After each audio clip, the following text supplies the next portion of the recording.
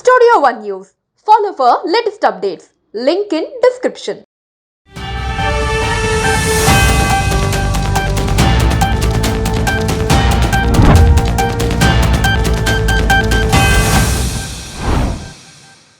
పహల్గామ్ ఉగ్రదాడికి ప్రతీకారంగా భారత్ చేపట్టిన ఆపరేషన్ సింధూర్ తర్వాత భారత్ పాకిస్తాన్ మధ్య ఉద్రిక్తతలు పెరిగాయి. భారత్ పాక్ సరిహద్దులోని నియంత్రణ రేఖ వెంబడి పాకిస్తాన్ డ్రోన్ దాడులకు పాల్పడటంతో భారత సైన్యం 50కి పైగా డ్రోన్లను కూల్చివేసింది. భారత సరిహద్దులను లక్ష్యంగా చేసుకుని పాకిస్తాన్ చేసిన దాడులను అడ్డుకున్నట్టు భారత భద్రతా బలగాలు వెల్లడించినట్టు తెలుస్తోంది. పహల్గామ్ ఉగ్రదాడి తర్వాత భారత్ పాకిస్తాన్ మధ్య మొదలైన ఉద్రిక్త పరిస్థితులు ఆపరేషన్ సింధూర్ తర్వాత మరింత తీవ్ర స్థాయికి చేరాయి. ఈ పరిస్థితులు రెండు దేశాల మధ్య యుద్ధ వాతావరణాన్ని నెలకొల్పాయి. ఈ నేపథ్యంలోనే భారత్ లోని సరిహద్దు ప్రాంతాల్లో సైనిక స్థావరాలపై పాక్ దాడులు చేసేందుకు ప్రయత్నించింది. సరిహద్దు రాష్ట్రాల్లోని ఉధంపూర్, సాంబా, జమ్మూ, అఖ్నూర్, నగ్రోటా, పఠాన్కోట్ ప్రాంతాల్లో పాకిస్తాన్ డ్రోన్లతో దాడులకు పాల్పడింది. అప్రమత్తమైన భారత భద్రతా బలగాలు పాకిస్తాన్ డ్రోన్లను గాల్లోనే కూల్చివేశారు. పాక్ నుంచి భారత్ లోకి వచ్చిన సుమారు 50కి పైగా డ్రోన్లను కూల్చివేసినట్టు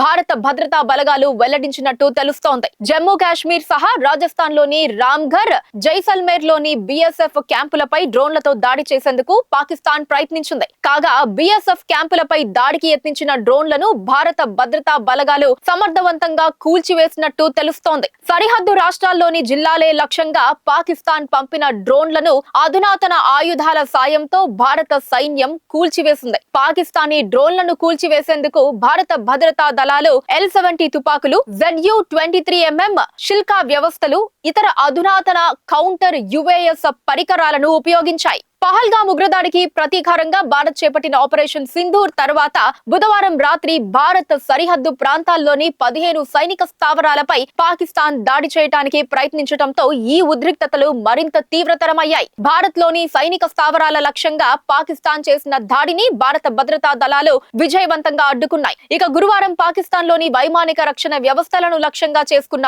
భారత్ లాహోర్ లోని పాక్ రక్షణ వ్యవస్థపై దాడులకు పాల్పడినట్టు తెలుస్తోంది.